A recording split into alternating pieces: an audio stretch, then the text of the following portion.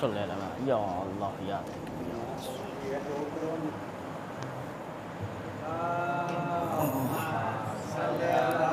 صلی علی محمد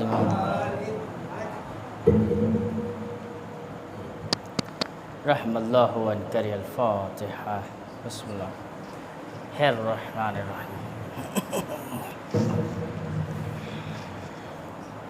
الحمدللہ رب العالمین الرحمن الرحیم مالک یوم الدین ایاک نعبد و ایاک نستعین اهدنا الصراط المستقیم غیر المغضوب علیہم ولا الضالین بسم اللہ الرحمن الرحیم صلی لربک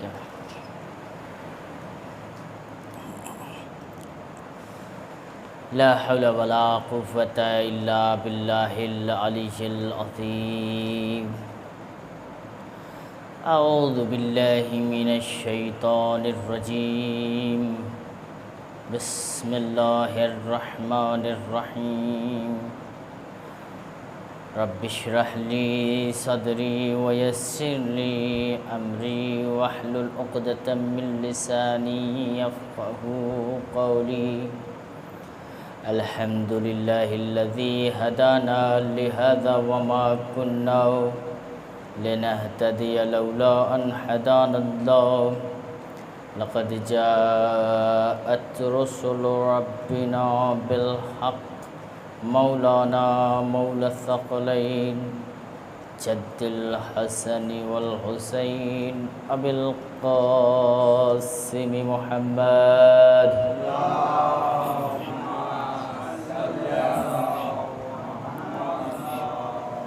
وأهل بيته الطيبين الطاهرين المعصومين المظلومين ولعنة الله على القوم الظالمين أما بعد فقد قال الله تبارك وتعالى في قرآن مجيد بسم الله الرحمن الرحيم من كان يرجو لقاء ربه فليعمل عملا صالحا صلوا على محمد وآل محمد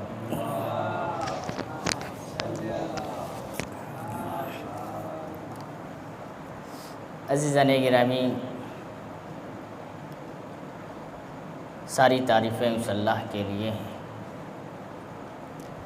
کہ جس نے ہمیں یہ میسر دیا کہ ہم فرش اعضا بچھائیں۔ تقریباً ایک محرم سے لے کر کے آج کی شب تک ہم حسین کے لال کا پوچھا دے رہے ہیں، ماتم طاری کر رہے ہیں، گریہ وزاری کر رہے ہیں۔ پروردگار عالم سے دعا ہے کہ ہماری اس قلیل سے عبادت کو قبول فرما، ہمارے اسی طریقے سے آنے والی نسلوں میں جوش و جذبہ پیدا کر، تاکہ حسین کا ذکر اسی طریقے سے باقی رہے، فرش اعضا اسی طریقے سے باقی رہے۔ عزیزان گرامی، اللہ تعالیٰ قرآن مجید میں ارشاد فرما رہا ہے کہ اب جس انسان کو یہ احساس ہے کہ اسے پروردگار عالم کے ہاں جانا ہے تو بس اسے چاہیے کہ عمل صالح بجا لائے۔ عمل صالح کہ بہت سارے راستے ہیں جس کی بنیاد پہ انسان اللہ قریب ہو جاتا ہے۔ ہم نے تقریباً 4 راستے بتائے تھے، آج 5واں راستہ ہم آپ کو بتائیں گے کہ وہ 5واں راستہ کیا ہے کہ جس سے اللہ تعالیٰ سے قریب ہویا جائے۔ غور کیجیے عزیزان گرامی، اتنا بڑا راستہ ہے کہ اگر کافر انسان بھی اس بات پہ عمل کر لے تو اس کے اوپر بھی جہنم میں تو جائے گا، لیکن اس کو آگ پریشان نہیں کر سکتی۔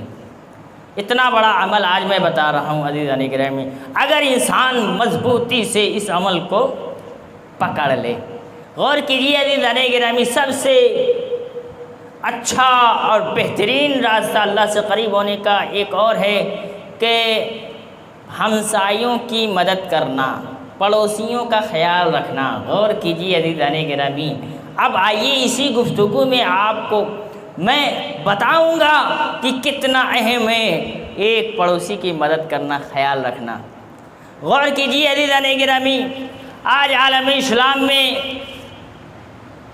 دیکھیے جا کر جہاں پہ اسلام کا سکہ نہیں ہے، جہاں پہ قرآن کی تعلیم نہیں ہے، وہاں پر دیکھیے کہ اگر کسی کے گھر میں آگ بھی لگ جائے تو بغل والا نکل کر یہ نہیں دیکھتا کہ اس گھر میں جلنے والے بچے بھی ہیں، عورتیں بھی ہیں، خاتون بھی ہیں، نہ جانے کتنے افراد ہوں گے، لاؤ ہم مدد کرنے چلتے ہیں۔ لیکن عزیزان گرامی، ایک انسان بھی باہر نہیں آتا ہے اس انسان کی مدد کرنے کے لیے۔ میں کیسے بتاؤں، ایک لندن میں ایک مسلمان بندہ رہتا تھا، بہت امیر انسان تھا۔ عزیزان گرامی، اتفاق سے اس کے گھر میں آگ لگ جاتی ہے۔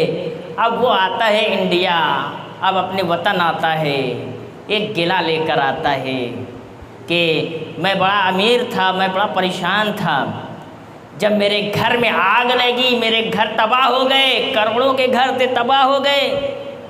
لیکن عزیزان گرامی، مجھے اس وقت تک پتہ نہیں تھا کہ جس کے گھر میں قرآن کی تعلیم نہیں ہوتی ہے، جس کے گھر میں اسلام کا سکہ نہیں ہوتا ہے، اس کے دل کتنے سخت ہو جاتے ہیں۔ مجھے وقت پتہ اس وقت چلا جب میرے گھر میں آگ لگی اور پڑوسیوں میں سے کوئی بھی ایک بندہ آ کر پرسان حال نہیں ہوا۔ تب مجھے احساس ہوا کہ قرآن کا دامن پکڑے رہنا بڑا ضروری ہے، اسلام کے راستے کو اوپر چلنا بہت ضروری ہے، صراط مستقیم پہ چلنا بہت ضروری ہے۔ اس لیے کہ پڑوسیوں کا، جو ہمسائیوں کا جو مدد کرنے کا طریقہ ہے، وہ صرف قرآن بتائے گا، وہ صرف اسلام بتائے گا، وہ صرف صراط مستقیم بتائے گا۔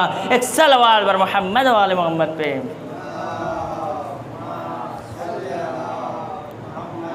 اور کیجیے عزیزان گرامی، آئیے علی ابن یقطین فرماتے ہیں کہ امام موسیٰ کاظم علیہ السلام نے مجھ سے فرمایا کہ بنی اسرائیل میں ایک مومن تھا اور ایک کافر۔ غور سے سنیے عزیزان گرامی، ایک مومن بھی رہتا تھا، ایک کافر بھی زندگی گزار رہا تھا۔ کافر انسان کا انتقال ہو جاتا ہے، انتقال ہونے کے بعد عالم برزخ میں اس کو لے کر آیا جاتا ہے، جس عالم برزخ میں اللہ نے کافروں کے لیے جہنم بنائی ہے۔ غور سے سنیے عزیزان گرامی، ہو سکتا ہے کہ شاید کہ آپ کو سمجھ میں آ جائے اور آپ کے دل میں یہ بات اتر جائے۔ عزیزان گرامی، کافر کو اس عالم برزخ میں بنائی ہوئی جہنم میں لے جایا گیا۔ اب جیسے ہی جہنم میں لے جایا گیا تو آگ اس کے اوپر کوئی اثر نہیں ہو رہی ہے۔ فرشتے کہتے ہیں، اے کافر، تو جہنم میں تو گیا ہے، لیکن تمہیں جہنم کیوں پریشان نہیں کر رہی؟ تمہیں آگ کیوں نہیں جلا رہی؟ کیا تمہیں پتہ بھی ہے؟ اس نے کہا نہیں مجھے تو پتہ نہیں ہے۔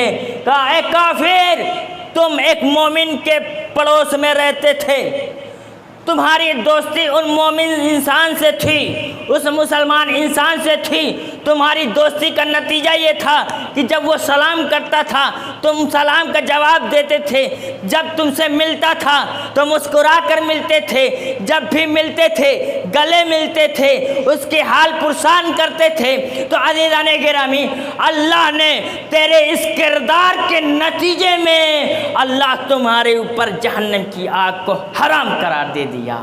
غور سے سنیے، ایک صلوات بر محمد وآل محمد۔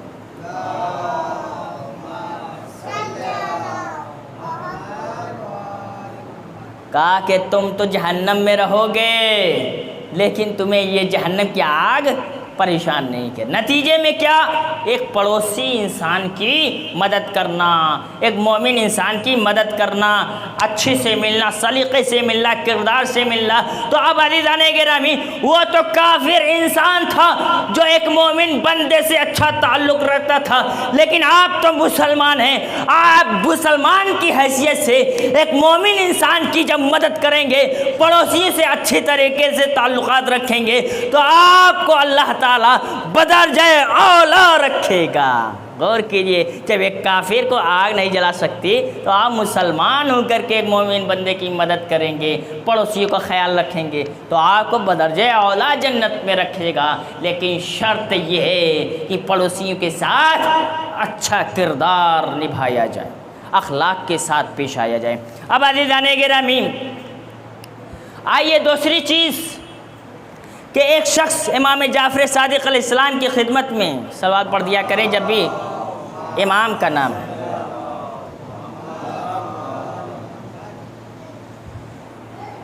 امام جعفر صادق علیہ السلام کی خدمت میں حاضر ہوا اور عرض کی میرا ہمسایہ مجھے بہت اذیت دیتا ہے، غور سے سنیے، بہت اذیت دیتا ہے۔ امام نے کہا اچھا تم صبر کرو، تھوڑا تحمل لو، ہو سکتا ہے کہ اللہ اس کے دل میں رحم ڈال دے، اس کی بنیاد پہ تمہیں پریشان نہ کرے۔ پھر اس کے بعد کہا، دوسرے دن آیا، کہا کہ مجھے ابھی بھی پریشان کر رہا ہے۔ غور سے سنیے عزیزان گرامی، پھر امام نے کہا تحمل سے لو، پھر وہ رہا نہ گیا، کہا کہ نہیں، اگر وہ بھی پریشان کرے گا تو میں بھی اس کو پریشان کروں گا، اگر وہ مجھے اذیت دے گا تو میں بھی اس کو اذیت دوں گا۔ مولا امام جعفر صادق علیہ السلام نے اس سے منہ موڑ لیا، غصہ ہو گئے۔ پھر اس کے بعد اس نے کہا کہ مولا آپ مجھ سے غصہ ہو گئے، آپ بتائیں ہم کیا کریں۔ عزیزان گرامی، امام نے ایک واقعہ سنایا رسول اللہ، کہا دیکھو جب رسول اللہ کے ساتھ ابو ذر تھے، میسن تھے، تمار تھے، سارے صحابی موجود تھے، تو رسول اللہ کے پاس ایک شخص آیا تھا، کہا کہ ایک شخص ہے جو مجھے پریشان کر رہا ہے، ایک شخص ہے جو مجھے اذیت دیتا ہے۔ تو رسول اللہ نے اس سے کہا تھا کہ تھوڑا صبر کرو، لیکن عزیزان گرامی صبر نہ کیا۔ تیسری مرتبہ جب وہ شخص رسول اللہ کے پاس آتا ہے کہ وہ مجھے اذیت دے رہا ہے بار بار، تو رسول اللہ نے سب کو اکٹھا کر کے صحن خانہ میں آئے، ایک مقام پہ آئے، اور اس کے بعد کہا کہ اے صحابیوں، اے لوگوں سنو کہ جو انسان بھی ایک انسان کو پریشان کرتا ہے، ہمسائے کی تکلیف دیتا ہے، ہمسائے کو پریشان کرتا ہے، تو سنو اس کے پاس ایمان نہیں ہوتا ہے۔ غور کیجئے، وہ ایمان سے خالی ہو جاتا ہے جو ایک انسان دوسرے انسان کو پریشان کرتا ہے۔ غور کیا عزیزان گرامی، اگر ہم بھی کسی انسان کو پریشان کریں گے، اذیت دیں گے، تو ہم اس رسول اللہ کی حدیث کو یاد کریں کہ رسول اللہ کی حدیث یہ ہے کہ آپ ایمان سے خالی ہو جائیں گے اگر کسی کو پریشان کرتے ہیں۔ اب عزیزان گرامی، آئیے ایک چیز سہمت تمام، ایک زمانے میں دیکھیے کس طریقے سے جو انسان دوسروں کے لیے گڈھا کھودتا ہے، کس طریقے سے وہ خود اسی گڈھے میں گر جاتا ہے۔ آپ نے بہت سارے چیزیں محسوس کی ہوں گی کہ ہم کسی اور کو پریشان کرنا چاہتے ہیں اور بسا اوقات ہوتا ہے ہم ہی اسی کے شکار ہو جاتے ہیں۔ غور کیجئے، کبھی ایسا سوچتے ہیں کہ فلاں کہ جو ہے حالت بد ہو جائے، بری ہو جائے، تو پتہ چلتا ہے کہ اگلے مہینے اسی کی حالت بری ہو گئی۔ غور کیا عزیزان گرامی؟ اب سنیے، چنگیز خان کے زمانے میں، اب اس کی بڑی لمبی ہسٹری ہے، آپ عراق میں اس کی ہسٹری پڑھیں گے، لاکھوں لوگوں کو مار ڈالا تھا جنگ میں۔ ایسے ہی عراق میں آج آبادی کم نہیں ہے، چنگیز خان کا بھی اس میں ہاتھ ہے بہت بڑا کہ جو عراق میں آج آبادی کم ہے۔ غور کیجیے عزیزان گرامی، وہ اپنے زمانے میں حکم دیا کہ کوئی بھی انسان جب بھی جانور کو کھائے گا تو وہ حلال نہیں کر کے کھائے گا، بلکہ کیا کر کے کھائے گا؟ گلا گھونٹ دے گا اور گھونٹ کر کے وہ مارے گا، جب تک گلا گھونٹنا تب تک وہ مر نہ جائے۔ غور کیجیے عزیزان گرامی، اس وقت تک گلا دبائے رکھنا جب تک کہ اس کی جان نہ نکل جائے۔ اب عزیزان گرامی، بہت لوگوں کو تو ناگوار گزرا کہ یہ بادشاہ کیسا ہے کہ جو اسلام کے خلاف جا رہا ہے، نام کا تو مسلمان اور کام کافروں کا۔ عزیزان گرامی، اس کے بعد بادشاہ کا حکم ہے، ماننا تو پڑے گا، اگر نہیں مانے گا تو اس کو پھانسی پہ چڑھا دے گا۔ بڑا سخت چنگیز خان تھا بھی۔ اب اس کے بعد آئیے عزیزان گرامی، ایک انسان کے پڑوس میں ایک منگل نام کی ایک قبیلہ ہے جس کو بولتے ہیں، بہرحال وہ کافر تھا، منگل بولتے ہیں، آپ نے سیریل میں دیکھا ہوگا، بہت طاقتور ہوتے ہیں۔ عزیزان گرامی، پڑوسی کے ایک مومن انسان کے پڑوسی جو ہے کافر تھا۔ اب عزیزان گرامی، ایک مومن انسان حرام طریقے سے جانور تو کھا نہیں سکتا، حلال ہی تو کر کے کھا سکتا ہے۔ عزیزان گرامی، اب وہ جانور اپنے گھر میں لے کر آتا ہے، لانے کے بعد اس جانور کو حلال کرنے لگتا ہے۔ اب عزیزان گرامی سنیے، ایک انسان کیسے خود کے گڑھے میں گرتا ہے۔ اب جیسے ہی کاٹنا شروع کیا تو وہ اپنی چھت پر وہ کافر انسان اس مومن انسان کو دیکھ رہا ہے کیسے ایک جانور کو ذبح کر رہا ہے۔ اس کو پتا تھا کہ بادشاہ کا حکم ہے کہ کوئی بھی جانور کو کاٹ نہیں سکتا۔ غور سے سنیے عزیزان گرامی، بات تمام کر دوں گا۔ اب اس کے بعد آیا بادشاہ کے پاس، کہا ہے چنگیز خان ایک انسان ہے جس نے جانور کو حلال کیا ہے، وہ غلط طریقے سے حلال کیا ہے۔ آپ نے کہا تھا اس کے گلا کو گھونٹ کر حلال کرنا، لیکن اس کے گلے پہ اس نے چھری چلا دی ہے۔ اب عزیزان گرامی غور سے سنیے، اس کے بعد اس کو بھی بلایا گیا، کہا اچھا تم نے یہ کام کیا تھا؟ کہا کہ ہاں، کیا کریں، ہم گوشت کے بھوکے تھے، ہمیں محسوس ہوا کہ گوشت کھایا جائے، ہم حرام طریقے سے گوشت نہیں کھا سکتے، اس لیے ہم نے چاہا کہ اپنے گھر میں حلال طریقے سے گوشت کھایا جائے۔ اب عزیزان گرامی تیسری مرتبہ جب پوچھا کہ کیا یہ بات سچ ہے تو اس شخص کافر انسان نے کہا ہاں میں نے اپنی آنکھوں سے دیکھا ہے۔ پھر اس کے بعد چنگیز خان نے حکم دیا کہ کہا کہ اس کافر انسان کو پھانسی پہ لٹکا دو، اور یہ جو شخص ہے اس نے جو اپنے گھر میں جانور کو ذبح کیا تھا، تو میرا جو اصل مقصد تھا کہ وہ لوگوں کے سامنے نہیں بلکہ اپنے گھر میں ذبح کریں، اس نے اپنے گھر میں ذبح کیا، اس لیے میں اس سے زیادہ ناراض نہیں ہوں، بلکہ میں اس سے زیادہ ناراض ہوں جو کافر ہے، جو اپنی چھت پہ دوسرے کے گھر میں جھانکا تاکی کر رہا تھا، اس لیے میں اس سے زیادہ ناراض ہوں۔ اب اس کا حکم ہوا کہ اس کو پھانسی پہ چڑھا دو، تاکہ آنے والی نسلوں میں کوئی بھی انسان کسی کے آنگن میں نہ جھانکی کرے نہ تاکی کرے، اس لیے اس کو پھانسی چڑھا کر آنے والی نسلوں کو عبرتناک بنا دیا۔ اور اس کے بعد کیا ہوا کہ اس مومن انسان کو چاہ رہا تھا کہ بادشاہ کے ہاتھوں اس کو پھانسی چڑھا دیا جائے، لیکن الٹا پڑ گیا، وہ خود بادشاہ کے ہاتھوں پھانسی پہ چڑھ گیا۔ ایک صلوات بر محمد و آل محمد۔ بس عزیزان گرامی،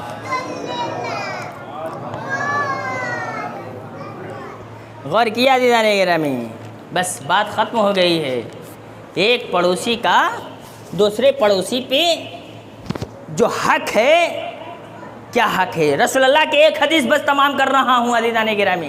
رسول اللہ نے اس کے بعد کیا فرمایا تھا کہ دیکھو ایک پڑوسی کا دوسرے پڑوسی پہ کیا حق ہے، اس کی حد کیا ہے؟ حد یہ ہے کہ آپ کے گھر سے 40 گھر آگے، 40 گھر پیچھے، 40 گھر دائیں، 40 گھر بائیں، یہ آپ کے پڑوسیوں میں شامل ہوتے ہیں۔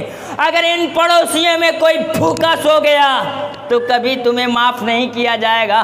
اگر کوئی اس پڑوسیوں میں کسی کے اوپر ظلم کیا گیا، تم بھی اس پڑوسی کے ظلم پہ شامل ہو۔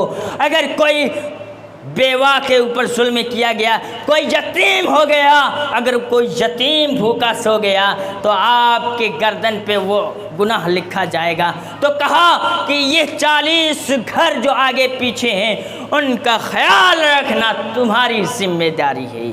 اور نتیجے میں اللہ تعالیٰ جو کافر کو جہنم کی آگ سے جب بچا سکتا ہے تو بدرجہ اولا آپ مسلمان ہو کر کے آپ کو ضرور بھی ضرور بچائے گا۔ ایک صلوات بر محمد و آل محمد۔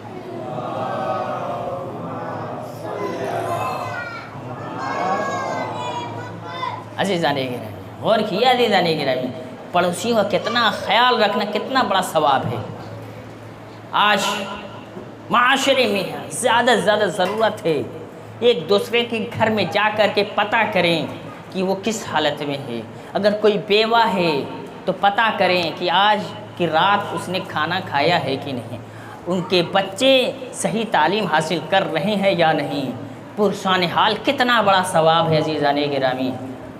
عزاداران مظلوم کربلا، جس اسلام نے پڑوسیوں کا اتنا خیال رکھنے کا حکم دیا، لیکن انہی کو اہل حرم سیدانیوں کو قید کر کے دیار بدیار پھیرایا جا رہا ہے۔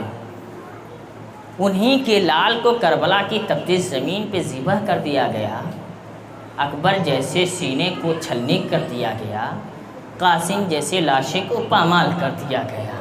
یہ کیسا اہل بیت کے ساتھ انصاف ہوا عزاداران مظلوم کربلا؟ آپ سوچتے ہیں کہ صرف انسان ہی آج اہل بیت کے چہلم منا رہے ہیں؟ نہیں عزیزان گرامی، جانور بھی اہل بیت کا چہلم مناتے ہیں، جانور بھی اہل بیت کے غم میں روتے ہیں۔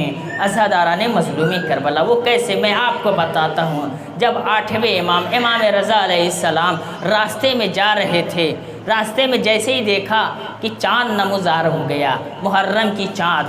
اب جیسے ہی محرم کی چاند دیکھنا تھا، اپنے گھٹنوں کو زمین پہ رکھا اور کربلا کی طرف رک کر کے کہا السلام علیکہ یا ابا عبداللہ،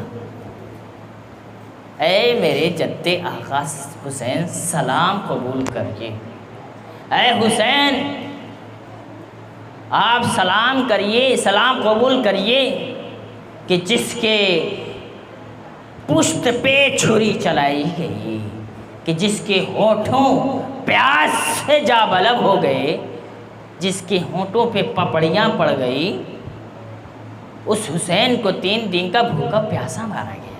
سلام ہو اس حسین پہ۔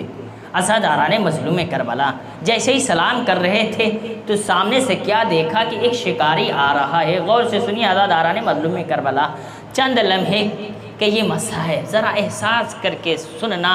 عزاداران مظلوم کربلا، شکاری جا رہا ہے، کیا دیکھا کہ ایک شکاری ایک ہرنی کو شکار کیے ہوئے جال میں پھنسا کر لے جا رہا ہے۔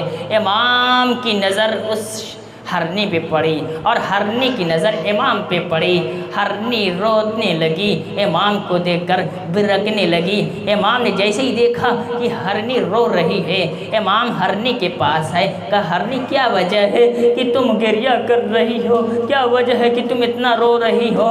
ہرنی نے کہا کہ اے آقا او مولا مجھے بچا لیجئے، اس شکاری سے کہیے کہ میرے 2 بچے ہیں، میں چاہتی ہوں کہ میرے بچے دوپہر سے بھوکے پیاسے ہیں، میں اپنے بچوں کو دودھ پلا دوں، ارے اتنا مہلت دلا دیجئے۔